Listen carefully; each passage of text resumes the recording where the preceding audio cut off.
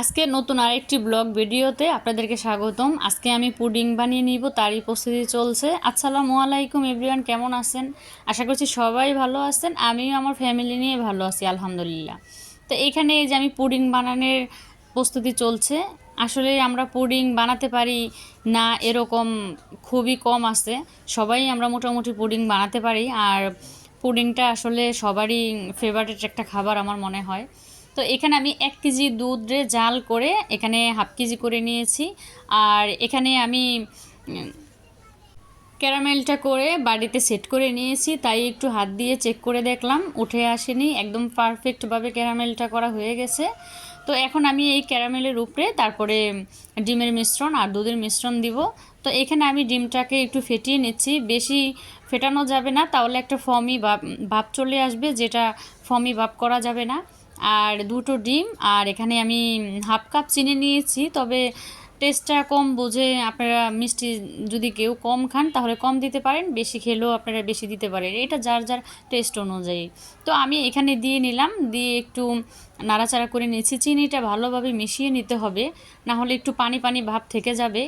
এটা আপনারা hand weeks দিয়েও করতে পারেন, আবার বিটার দিয়েও করতে পারেন, তবে বিটার দিয়ে করলে একটু ফর্মি ভাব হয়ে যাবে। হ্যান্ড উইক্স দিয়ে করাটাই সবচাইতে বেটার আমি মনে করি। তো আমি এখানে হ্যান্ড উইক্স দিয়ে দেখলাম চিনিটা গলে গেছে, আর ব্যাটারের ঘনত্বটা ঠিক এরকম হবে। তো ভালো করে নাড়াচাড়া করে এখন আমি দুধটাকে সেকে দিয়ে দিব। এখানে দুধটাকে একটু ভালো করে ছাকতে হবে, কারণ দুধটা আমরা যখন জাল করি ঘন হয়ে যায়, তখন এটার শটটা অনেকটাই ঘন হয়ে আসে। এজন্য দুধটাকে ভালো করে জাল করে ঘন করে ছাঁকনিতে ছেঁকে নিতে হবে। তো এই কাজটা আমি আলতোভাবে করেছি, দেখতে পাচ্ছেন আপনারা। এভাবে করে ছেঁকে তারপরে দুধটা অল্প অল্প করে নেড়ে দিয়ে দিতে হবে। এখানে কোনোভাবেই যেন কোনো লাঞ্চ না থাকে, আর দুধের শর্ত তো একেবারেই দেওয়া যাবে না। আমি যেভাবে দিচ্ছি ঠিক সেভাবেই। এই ভিডিওটা হয়তো নতুন যারা পুডিং বানাতে পারে না, তারা নতুনদের জন্য বেস্ট উপকারী একটা ভিডিও হবে। তো আমার এই ভিডিওটার কোনো অংশ যদি আপনাদের ভালো লাগে, তাহলে প্লিজ আমার চ্যানেলটা সাবস্ক্রাইব করে দিবেন, আর পাশে থাকা বেল আইকন ক্লিক করে দিবেন।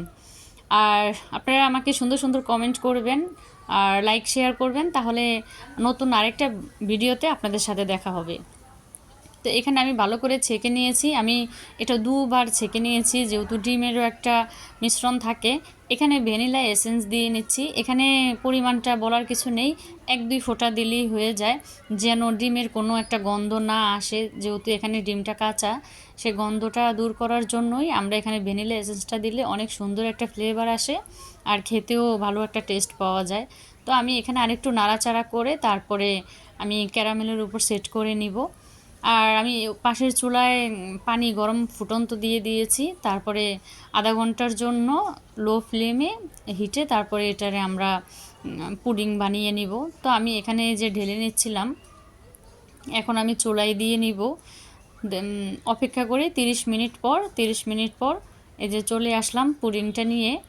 আমি এটা রাতে করেছিলাম ভিডিওটা, যেহেতু ফ্রিজে রাখতে হয় সেট হওয়ার জন্য। তো এই যে পুডিংটা আমি নিয়ে আসলাম, খুবই ভালো হয়েছে পুডিংটা। আর এই তো পুডিং শেষ করলাম, কেমন হয়েছে জানাবেন আমাকে কমেন্টে। এটা তারপরের দিন আমি মাছ রান্না করছিলাম, এখানে নদীর মাছ এনেছিল, আমি ওই মাছটা রান্না করে নিচ্ছিলাম, যেহেতু দুপুরে খাবারটা খেতে হবে। আবার একটু কেকের অর্ডারের কাজ আছে, কাজটুকু করতে হবে। তো এইখানে মিনি জার কেকের কিছু অর্ডারের কাজ ছিল, আমি সেই কাজগুলো করে নিলাম, আপনাদের সাথে দেখিয়ে নিলাম। মিনি জার কেক নিয়ে কিছু ভিডিও আমি শেয়ার করব। আমার চ্যানেলটা সাবস্ক্রাইব করে পাশে থাকবেন, তাহলে নতুন নতুন ভিডিও দেখতে পাবেন। সবাই ভালো থাকবেন, সুস্থ থাকবেন, আমার চ্যানেলের সাথে থাকবেন। আসসালামু আলাইকুম, আল্লাহ হাফেজ।